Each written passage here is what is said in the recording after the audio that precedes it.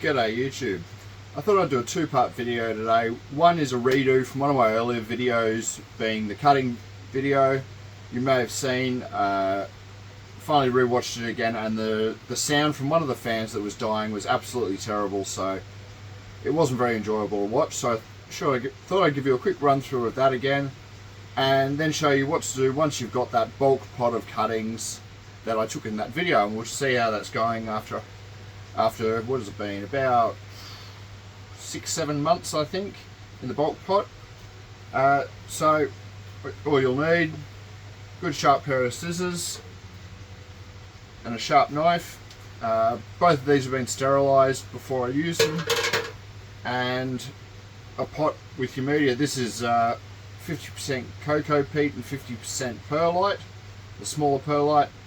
I've been using this for striking cuttings for maybe a year and a half now, and the results have been fantastic for me. So I'll bring you in closer, I'll show you what we're working with, and we'll take a cutting, and then we'll move outside and we'll see how the previous cuttings are doing. So if I just bring the camera, I'll pop you off here. So the plant we're going to be working with this morning is actually my female platykyla. Now the pot's down in here somewhere. You can see a nice small basil there. The vine wraps up. That's it there. It continues along. There's a flower spike. I cut off it recently and harvested the seeds, and runs back up. Now I know you hear a lot of people say, don't cut the basils, cut the main vine. For me personally, with this plant, it is a giant, amazing specimen, and it's a flowering female. So for me, I don't want to cut this vine because I want to continue making hybrids with it. And there'd be nothing wrong with cutting this basil here. I'd get a few cuttings out of it, but I think I'll hold on to that one for a secondary vine in the future. And that's probably the size basil that I'd cut if I was going to take a basil off. I'd get a couple of cuttings out of it. I don't like the idea of taking tiny little basils off, so I just try and look for something. I don't think I've got any tiny basils at hand, but those little, 5 centimeter cross basils, you can take them, but there's not much meat to them, so I feel the energy isn't there in the plant to get it growing well.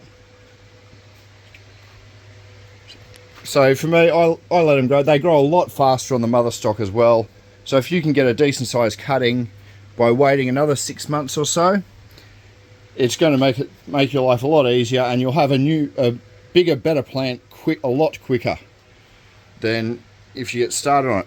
But what I am going to cut today is this currently secondary vine. You can see it here, runs up and start to poke up here. There's a good few meters of vine here, so I'm going to get quite a few cuttings, but I'll just run you through. I'm going to take a tip cutting, which I'm going to keep for myself. I think I've got a theory that maybe they'll flower sooner, so I thought I'd give it a test. So I'll just get you back in the tripod. Good. And if I bring you down, so just try and position it so you can see a bit better. So that's where we're going to be working there. So this is always the hardest part, is the first cut. I will come back and probably take a bit more of this vine later, just to I'll do a few more cuttings for the website. But it's simple as you reach in and cut it off. Make sure you take the tendrils so they don't pitch in. Now you can leave the leaves and you can leave these leaves and the pitchers on. Personally, anything like this that hasn't formed a pitcher, I'll always cut off. You don't want the plant focused on forming pitchers at the moment. You want it to put all its energy into growing new roots. Now you might be able to see there, I've cut that on an angle That just gives a bit more surface area for roots to grow from. And at the other end, below it, water shouldn't sit and pool on top of that spot very much. For cutting this size, I'll definitely take the bottom leaf off completely, so that can just go.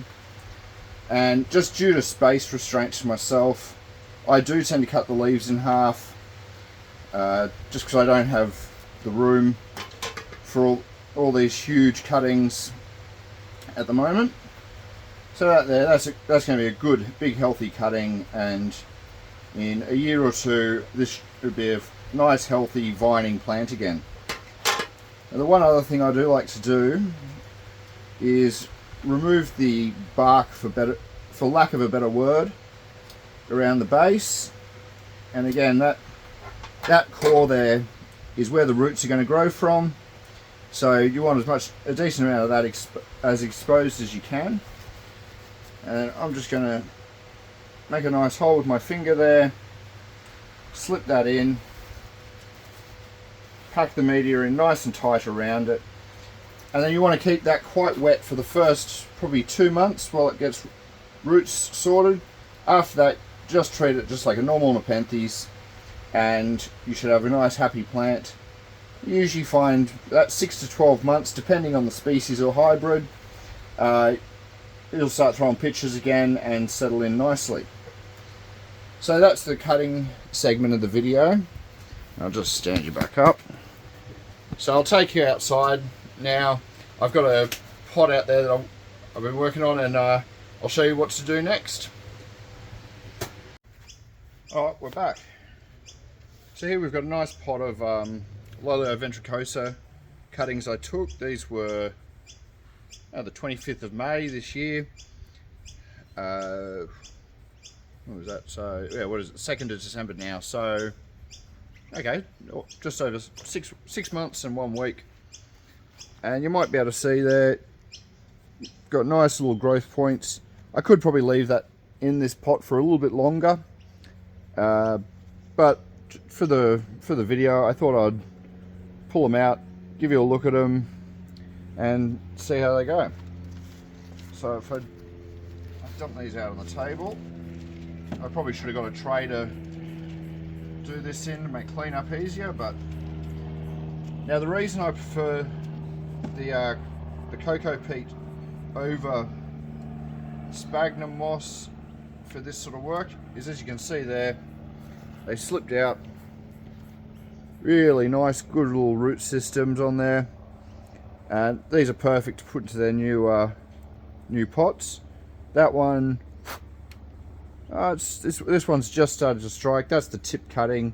You can see it had a few funky leaves grow, but the new growth is looking really nice and healthy.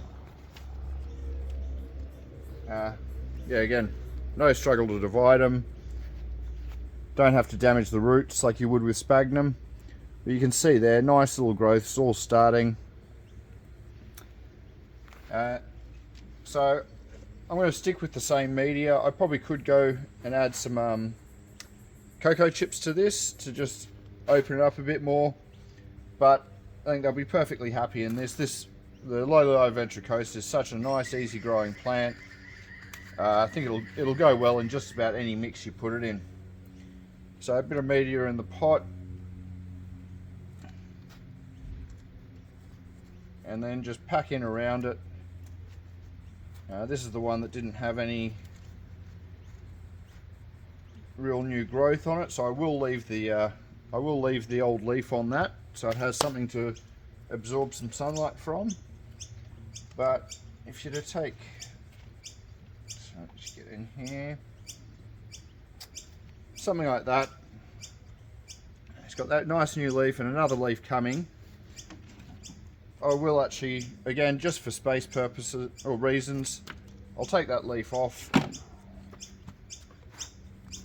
and that just means when I pot it up, I have a bit more space in my cutting tray. I'll grow these out for another 3 to 6 months. I like to see pitches coming on them, make sure they've got good healthy growth on them before I put them up for sale. There you have it. That'll give you a nice, beautiful new nepenthes to either sell, trade, or just grow your collection yourself. Give these, once you've got them all potted up, give them a good water in. And what I should have done previously was made up new tags for each of these pots. So anyway, off camera I'm going to go and pot these all up, make some tags, get them back in the greenhouse, and then I've got a whole lot more cuttings in there to do. So enjoy your weekend, guys, and hope you enjoyed the video.